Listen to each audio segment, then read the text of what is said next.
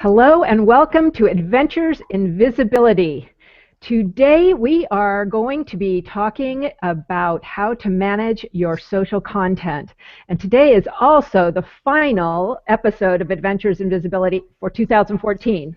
I am coming back in 2015, so don't worry about that. But today is the last one for the year, which I can't believe is already upon us. It's kind of shocking, but so it is. So I'm Denise Wakeman, as you know, your host and guide to better visibility on the web. And today my guests probably don't need much introduction, but I am very happy to host Guy Kawasaki and Peg Fitzpatrick, the co-authors of their new book, The Art of Social Media, Power Tips for Power Users. And I just read the book in preparation. I would have read it anyway, but because I was going to be talking to them today, I had a 2-hour flight up to Vancouver, and I read the whole thing. So it's a good, fast read, and you're going to learn a heck of a lot. So I'm going to turn it over to Guy. Welcome, Guy. I'm so glad to see you and have you here on the show today. Thank you. Thank you very much for having Peg and I. We've just come off an East Coast press tour, so we're happily at home. I'm in Silicon Valley, and Peg is in the social capital of the world, Keene, New Hampshire. And you see why I can never move, Guy? You lose your favorite harassment technique. I know. So the book has been out about 12 days or so, and it's doing pretty well. And you know, we'd like to increase the efficacy and literacy of people on social media. So we want to empower people with social media, and that's why we wrote the book. Well, that and royalty. And Peg, welcome to you too. This is your second appearance recently on Adventures in Visibility. I'm so glad to have you back. Thank you for having me, Denise. I love your show. And I have to say, you do a fantastic job with your Hangout series on getting the word out. So you practice what you preach in Adventures in Visibility, and your events are always wonderfully visible. So props for that. Thank you. Sometimes I kind of think maybe I'm going overboard, but you know, not everybody sees it everywhere. So I got to make sure I get the widest possible reach if I'm inviting superstars on. You know, I want a good audience. Well, of all people in the world, we're not going to criticize you for that. I know. I have learned, Denise, that you have very few carryover people that follow you everywhere. You know, if you post it on Google Plus, you know, even if you posted it on Wednesday and then again on Friday, I don't think that many people actually see it. I think Hangouts in particular, you do need to really get the word out because there are so many these days. I agree. It's, you know, I just figure I'm also trying to bring as many people to Google+, so that's why I do really heavy promotion on LinkedIn and Facebook and Twitter too, because, you know, I want more and more people to come on over, because I like Google+ a lot. We do too.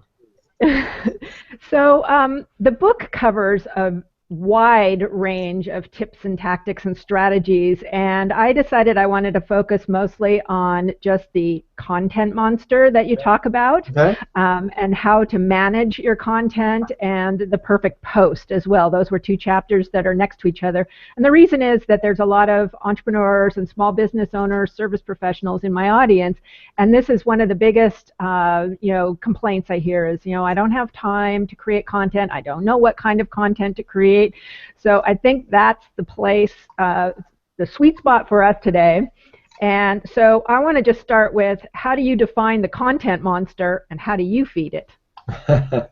So the content monster is this need to constantly be curating or creating content, because social media is such a busy place that, you know, you've got to be out there. You've got to be constantly putting stuff out.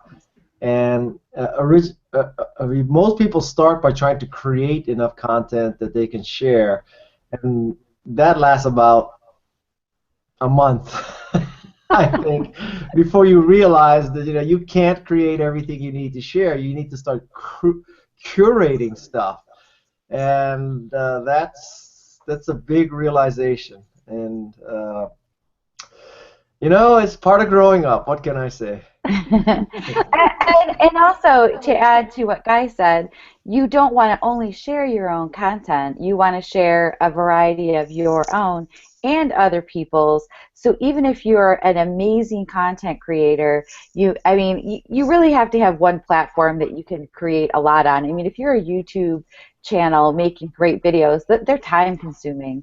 You have to do the content, you have to write it, film it, edit it, like all those great things. Most of the amazing YouTube people do one video a week. So what are you going to share the rest of the time? And that's where the content curation comes in. And Guy and I have a couple of different places that we like to curate content from. Guy has a website called Alltop where you can create a page called a My Alltop page. And you can create RSS feeds for all your favorite blogs. If you're learning to curate content, this is a great place to go. You could put in Social Media Examiner, you could put in the Canva blog, places where you can learn how to do content creation. And then when you want to find content, you just go to your Alltop page, and it's specially custom, you customized it yourself. I have a blog post somewhere on how to do, there you go, a blog post somewhere on how to do that. But it's a great way to customize your curation. I also like to use Feedly. I don't know if you have Feedly up, Guy. I can. Feedly is a great site where you can pull in all different RSS feeds and sort it by category. And I like to use that because I set up different little streams of content, and it has little color-coded tabs that I like. And I also like to curate content from Pinterest. Okay, so what? Let me go over. There's Feedly. When you're looking at curation, how do you decide what to share? Because you both share in different ways. So maybe you could talk a little bit. What to share? Guy, do you want to explain the what to share, the reshare test? Okay, so Peg and I came up with the concept of the reshare test. And the way the reshare test works is that you should share content that is so good that when people get it, they not only like what they see, they also are willing to share it to their followers also. And that's a pretty harsh test. It's like the difference between tipping a waiter and telling other people to eat at the same restaurant. So when you tell people to eat at the same restaurant, you are risking your reputation. When you tip a waiter, it's only money, right? So you're not exactly risking your reputation. So that's the test, and basically everything you share should pass the reshare test. It should be that good. And then to find the content, we both read a ton of blogs every day. We have different sources that we like. Guy likes to find like really random, awesome stuff that makes you say, "Holy cow!" That's like one of his tests is like you just like the really random stuff, right, Guy? Yeah. So right now, my screen is showing the mobile version of Alltop, and on this particular page, I have hand-selected the feeds from Alltop that I find the most useful for finding interesting stuff. So In Focus is a place where it's a photo essay every day. Like, winners of the 2014 National Geographic Photo Contest, that's a slam dunk. I mean, that that's going to be beautiful, right? Yeah, absolutely. Best photos anywhere. So you take something like that and you say, wow, this is going to be great. I'll actually step you through the process. We'll just post right now. So okay. I started with Alltop, and then it said, look at the National Geographic contest. I love this. So I decided I'm going to share it. I'm going to click on the Sprout Social Chrome extension. And I could just leave everything like this. I might pick a picture, or maybe I won't pick a picture. So you pick the picture that's going to be shown with your post, and you basically select, I have it going to Twitter and Facebook and Google+. So now I'll click on Send. This will send it immediately. And now, right now, I am posting this to Facebook, Google+, and Twitter. So you just saw in about 15 or 20 seconds with explanations, so it's even faster when you're doing it for yourself, not explaining it to others, how long it takes to find something and post it. And this kind of thing it will pass most people's reshare test. When they see a collection of photos like this, wow, that one is so good. I know. You'd have to be pretty much like, look at that. Look at that. See, we're already oohing and awing about it, right? Yeah, finally a cat meme that means something. So that's kind of, one path.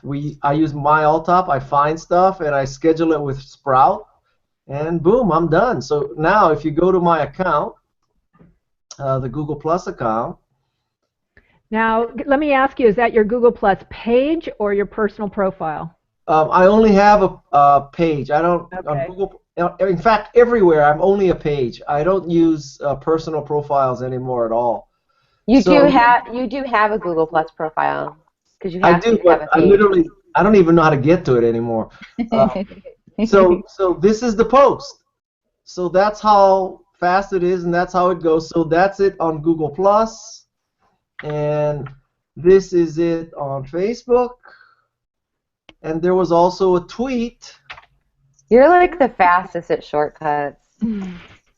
So there was also a tweet, and let me see which tweet it is. 5 other ones already went out. Yeah, I know. I lost it already. Oh my God. Oh, so this is interesting. So this is something I should do better, because this tweet, it became only a link. It did not embed the picture, which is suboptimal. Ooh. That is a lesson for people. It should have embedded the picture. Okay. But anyway, so that's, in 25 seconds or so, I showed you how I found something and how I posted it, and now it's on 3 sites. Okay, so because the photo essay isn't necessarily related to what you do as a business, what is your reasoning behind showing let's say things that don't contribute to your brand as a speaker and entrepreneur? Well, that is a very insightful question. So the way I define what I post is I just try to post stuff that's interesting. So I'm not too concerned about positioning myself anymore, because at 61 years old, basically I can just do anything I want at this point. And so if I were 25 and I was trying to establish my reputation for expertise in a particular area, I would post in a more niche manner. But at 60, when people have probably heard of me at some level already, right, I can just go for it. And so if you wanted to, go ahead. Go ahead. I was going to say, so sometimes what Guy does isn't what he recommends for other people, number one. And number two, you have other people who curate your more branded content for you. So you do share both. Oh, did he just get bounced off? Okay, yep. So anyway, well, I'll just explain the rest of that. So because Guy works a little bit differently than other people he does have a lot of branded content that is his areas of expertise. But part of what he loves is just, posting what he loves as well. And your social media shouldn't be only branded, targeted content. It should also, even if you are a business, include things that help people get to know who you are and what you like. And photography happens to be one of Guy's passions. He loves taking pictures, talking about photography, sharing great pictures. So that is, if I had to pick his favorite things in the world, I would say photography is in the top 5, right, Guy? I would say it's in the top 1. So I would say your family's number 1. Oh yeah, okay. I'm talking everything, and then you have hockey in there, but photography is pretty high on the list. So. Okay, so let's pretend that I'm a photographer, and I want to position myself as a photography expert. Like I want Thomas Hawk wannabe, right?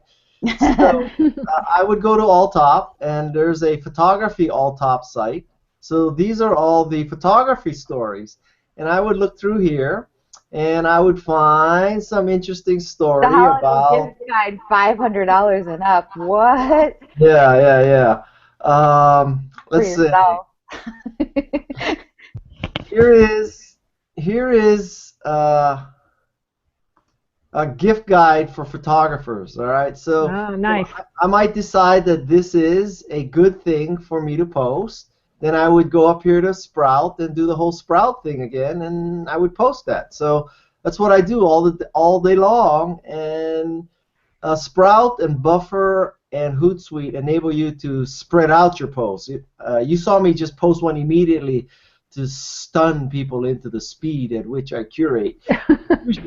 Usually I schedule them because I don't want them all going out at once when I'm in the mood and in the mode of curating. Okay, so that's a good question, is about scheduling and planning. That's a nice little segue to my next question. So you're more looking at what's catching your eye right now, and then you use auto scheduling, which I do the same thing, but on Hootsuite. So I'm glad you brought that up, and Buffer is also another one. Peg, you're a more planner, you said in the book. So how do you go about choosing, curating, and scheduling content and planning content? I go to the extent where, like, if I shared a photo post, then I will try to share like a video, or although I don't have great luck with just sharing.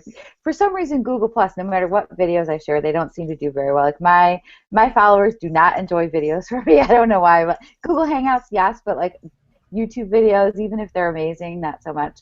So I just even vary the types of content. So I'll share, something that's maybe my blog post. I only write one a week, but if I'm guest posting, I'll share something like that I wrote. But I also share I'm always reading and learning, which I'm sure you are too, Denise, keeping up to date on like the latest rules and changes on Facebook, or Instagram just had some updates this week, Right. like that kind of stuff. So if I find something interesting there, I will share those as well. I also schedule my things out. I am scheduling natively into Facebook lately because the organic search is going down so low that I'm trying to see if posting it natively into Facebook will help that. And I use their scheduler. And I also pin my things on Pinterest and share a Pinterest link back, because that's been a really good thing that I started doing maybe a year and a half ago. And if I forget a Pinterest link, people always say, where's the link for Pinterest? Because they're so used to being able to save it. And I think that is, there's a lot of different reasons that works. Number one, people might be on their smartphone. Maybe they don't want to read a whole article, but maybe they want to see it later. So if I was, sharing that photo essay, I would pin it first, and then I would add that Pinterest link on there. So if somebody was going through and they saw they could just hit the pin it for later link. It takes you right to Pinterest, and you can pin it. So you don't, I think that's the thing with people on the go, is they don't necessarily have time to read everything right then, but they might want to save it for later, and that gives a good option to do that. Right. And it also builds resource boards. Another thing that I like to do is maybe not share it immediately, but I might pin it. I might literally pin it myself for later, onto a social media resource board or an artist social resource board. We have Google Plus resource boards, and also Ape. There's a self-publishing resource board, and then I like to use those again. Sometimes I'll share the whole board. When someone asks a question, I might say, well, these are all my, Adventures in Visibility Hangouts. If you're looking for information on X, Y, and Z, check out this Pinterest board. So I create resources that I can share with people and use myself while I curate. So I have like a whole bunch. My curation, everything I do is so much more complicated than what Guy does. My blogging, sharing is, I don't know, but it works for me. I just, when I get into the mode, the same as Guy, like I'm in my mode, I just do all my steps. And right. So right. I think a lot more about, what types of content I'm sharing. Have I shared something like that similar recently? But then I also will go right into Google Plus and look to see what people who I love their stuff.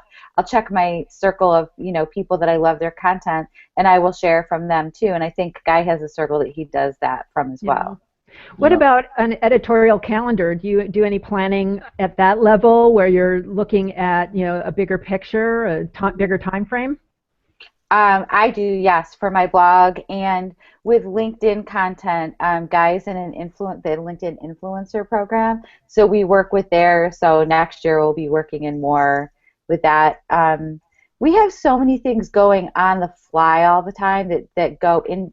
So that's part of why I plan so much, because there's always things that come at me every day that we might be working with a different brand or sharing someone else's, something. I think it's, people may be watching this and wondering, so, okay, so Guy can get away with posting any kind of stuff, and he has other people to round him out, but, what do I do? So let's say we'll take a case where you own a restaurant, and you're thinking, well, I should use social media. People have told me I should use social media, and I'd like to blast out promotions so people come eat at my place on, Tuesday, Wednesday, and Thursday when they're slow days. So what do I do? And the conceptual framework is that you need to post what people want to read, which is different than what you want to say. So if you were an owner of a restaurant, what I would do is I would constantly try to post curated things that would appeal to anybody interested in food. So, for example, you own a restaurant, but you're posting, these are the 10 best margarita recipes from Food and Wine magazine, or Travel and Leisure magazine has written an article, 50 places you need to eat before you die. Or Martha Stewart has a new video about how to remove the shells from garlic. Or Real Simple has an article about the 10 best new kitchen utilities. So you post all these kinds of stories, so you gain this credibility as a foodie. People will reshare those posts because they're inherently interesting, so you'll get more exposure, more followers. And then every once in a while, hit them with a promotion. Hit them with a promotion, just like NPR hits people with the fundraiser, the pledge drive. And the only reason NPR can get away with the pledge drive is because they're constantly posting great stuff. So post great stuff like NPR, then you can run your pledge drive, which is, it's Margarita Wednesday. So come in and, use this code, and you can do 50% off your margaritas. Yeah, well, I think that your comment about you need to post what people want to read and not what you want to say, I think that's really important, because I think as business owners we get stuck in this, I got to get my message out, and so that's a really good piece for everyone to remember. So we have a couple of questions I want to throw up here. Deborah asks Peg, what would be your suggestion to jumping into social media? What would be the first approach to establishing, I don't know what she said, EAT, I don't know what. I just commented in the thing too, asking her in the event, asking what she meant by EAT. She looks like Michelle Pfeiffer. My suggestion for jumping into social media would be to pick the platform that you feel most comfortable in and start there and learn how to use it really well before adding in a lot of other things. Guy and I are on a whole bunch of different social platforms because we love it and it's what we do all the time, but I don't recommend, if someone's new, to try doing so many different platforms. So pick the one that you like the most, and then get really good at it before you add anything else in. And then I kind of say it's like the Panera Bread menu, you pick two that you love, and see how they go together before you add more in. Right. So. Yeah, I think that's a good recommendation. Now, what about visual images? That's so huge, and again, that's something that for the most part we need to create. If what we're sharing doesn't have a good image, do you do that? Do you create images for other people's content, for example? Well, we recommend that you buy a high-end product like Photoshop or rent it. Spend a year mastering Photoshop skills before you begin social media. No, we don't. Or you could do something else, right? You could use an easy tool. Steve Jobs would say, there must be a better way. Well, Steve said that because he wasn't Photoshop. Yeah, we do create our own images to go with other people's blog posts, because Guy and I are both visual. We both like photography, art, things like that. We feel like our posts look better and get more engagement with an image. So I've had great luck with creating things. If somebody has their own great image, I will use it, of course. But there's also the photo permission. Sometimes you don't have permission to use other people's photos. For example, the post that Guy shared had all the National Geographic photos. He shared that link and it automatically pulled in the photo, which that's permission to use the photo. He didn't crop that photo. He didn't, re-edit it, add things to it, and then share it, add text over it. You can't do that with a National Geographic photo. You don't have permission to do that. So one way to get around that permissions is to create your own great things. And I think it's especially great on Pinterest and Instagram where they're very, very visual, that I think if you create your own great things that it helps your content stand out more. And Google Plus, of course, is also visual. Peggy, why don't you show them this really interesting new tool to create social media graphics? You want me to do a screen demo? You're better at that than me. No, go ahead. I'll let you. You let me? All right. Let's see what I can make. See, and what tool is that? What do you want me to show, Guy? It's a tool called Canva, where I am. You chuckled like Santa Claus. What was that? Right. Oh. Do you need help figuring out how to share your screen? First, I had to open up Canva, smarty. Oh, if anybody's a pro at this, you guys are. No, I always make Guy do the live demos. Oh, here's a lovely graphic I did, Guy. I'll show this one.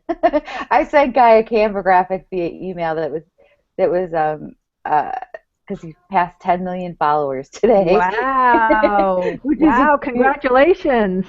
Isn't that an insane amount of people? That's like several countries. So basically, when you want to make a quick graphic, like I like to do it for a lot of different things. For Christmas, for example, a lot of people right now would be doing holiday posts. You can come into Canva, which is a free platform. You can go in, if you don't already have an account, you can create one. It takes less than a minute. You can even do it with your Facebook login. And they have a whole bunch of design types up here at the top that you can use. I love that they have the sizes in there. Email headers are new. So if you're somebody who uses, these are brand new. I saw it, but I haven't. Let's see what they put in here for templates. Brand new, people. Yeah, I haven't been in there today. That must be brand new. It is brand new. It just came in today. So I worked there. I didn't even know. It just popped in. So if you have an email newsletter that you want to do, you can create a new header, and it's perfectly sized. I believe these are the MailChimp sizes, but since it's brand new, I can't confirm that. But if you look back on the design type, it will tell you. So you can go in here and create something really quick to go at the top of your holiday newsletter. You could search for candles. Getting a nice little demo here of how to create an image with Canva, like that. Nothing looks too holiday-ish, so sorry about that, but it would look much better than this if I had planned on doing this. But anyway, that could be that, you can create something that quick to go, and then you can just download it. It's saving right now. You can download it and save it to your computer, and then upload it to MailChimp, and honestly, it would take you 2 seconds to make something, really less than 2 minutes, to make something great at the top of your newsletter or in the middle if you want to add some calls to action. There's so many different ways that you could use this to create something really awesome instead of a plain old email that doesn't have anything interesting in it. So that's just one quick way. And there's, there's hundreds of different designs up here that you can do. Sure. Yes? Okay, so I'll show because there are probably many people who are self-published authors or considering writing a book. Yeah. Okay, so now everybody watch my screen. So okay, you're on. You're on. Suppose you're an author, right? And you need to make a cover for your Kindle book. So you click on Kindle cover over here, and then on the left side you'll see a whole bunch of possible Kindle designs, and you basically pick one of these. And so I picked out this design. And I need to change this a story for egotists. and you say Guy said yes, and this is a Guy This guy defaults to Kawasaki yes. book. You might want to change the color of that, so we'll go over here and change this color to red, or maybe yellow, or maybe black. So that's how you change color. You change font by clicking on that.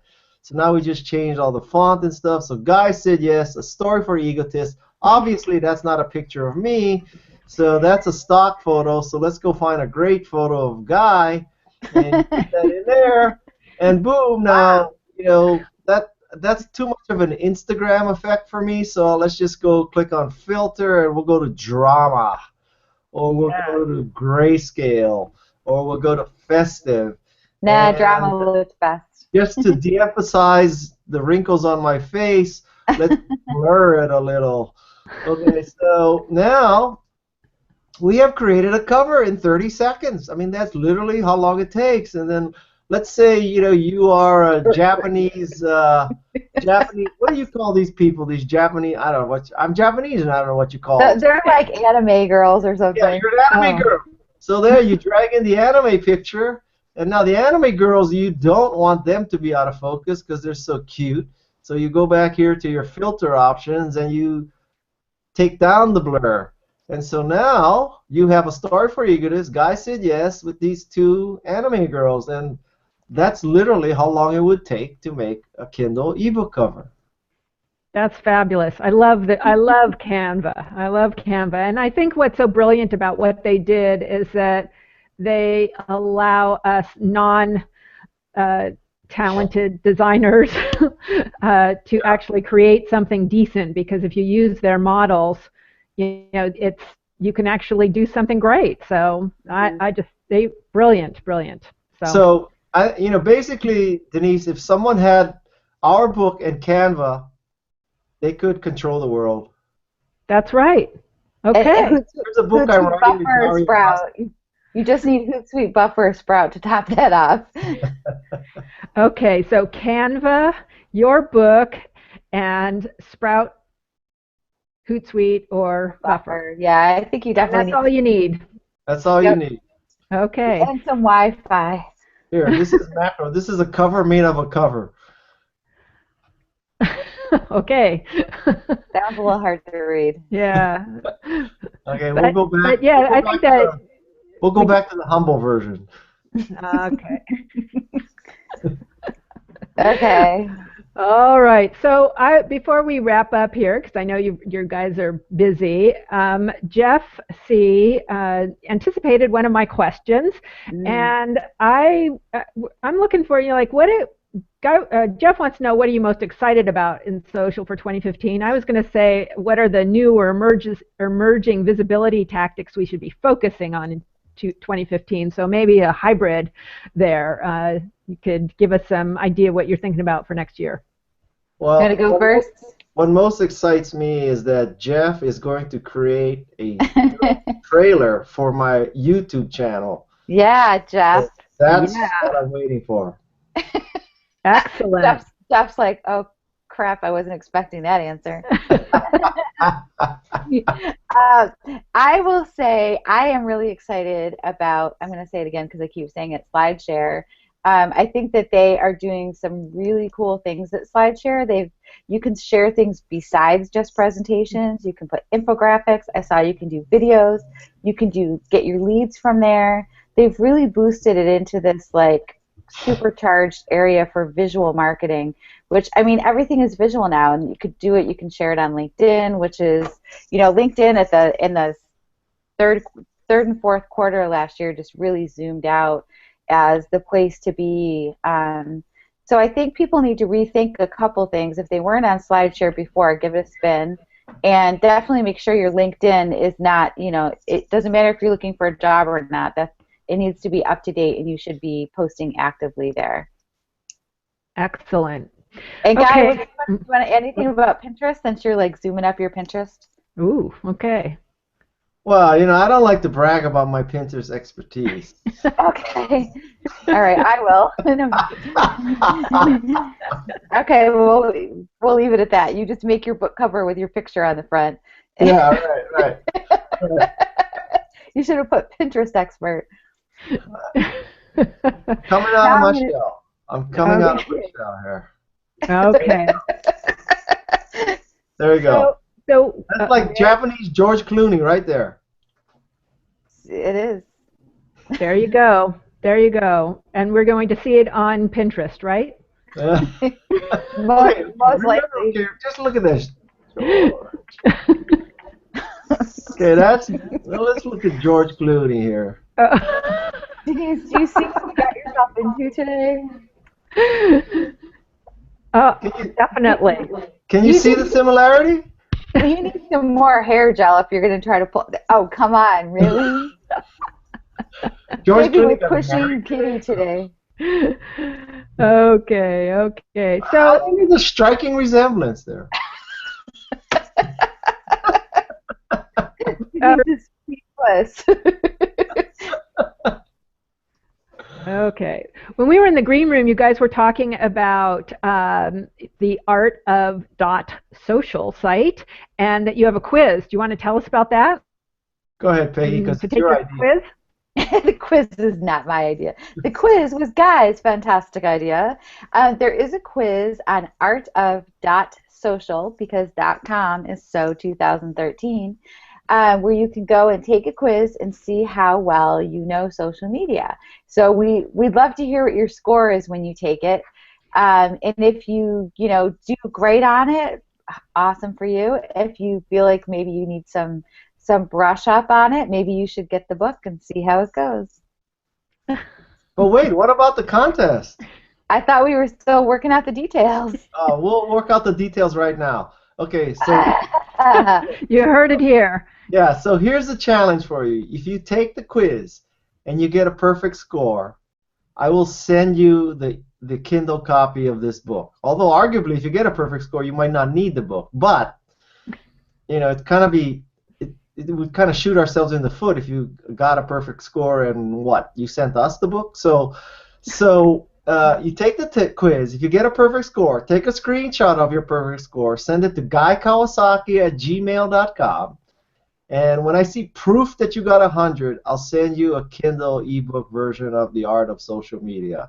But this offer is limited because I don't want to exceed my advance in I literally am going to buy Kindle ebooks. I don't have a way to give it to you for free. So let's see how many people get 100 on this quiz. Okay, there's your challenge, folks. Go to artof.social and take the quiz, and don't cheat.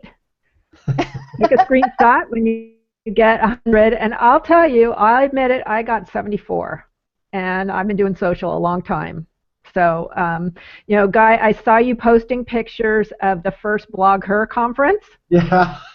And I remember because I was there too. That's awesome. One of the funniest things, Denise, one of the funniest things is after that party at my house, some woman, maybe it was you, in fact, posted on her blog that she peed in my bushes because she couldn't wait to get to the bathroom. Not me. Okay. Not me. I don't share that much. I'm an introvert. Yeah. I'm an introvert, and I do not share stuff like that. Yeah. Although there are people that is the kind of stuff they write on their blog. Yeah, not me. Sorry. That's not Denise. Okay. Thank you so much for being here with me today. I know you've got a lot more things going on around the book. Is there anything you want to share or ask people to do, or tell them? I mean, go get the book, definitely. But is there anything else you'd like to shout out about before we sign off? No. Merry Christmas. Have a good holidays. Yeah. Thanks for having us, Denise, and thank you for all your great sharing of the event before, and we will share after too. Okay. So, folks, thank you for being here with me today on Adventures in Visibility. You can get an advance notice for the show at adventuresinvisibility.com. You can also get the podcast version if you prefer to listen on the go, and you can subscribe on iTunes, Stitcher, or SoundCloud at adventuresinvisibilitypodcast.com. So thank you again, Guy, Peg. Take care. Bye. And have an adventurous day.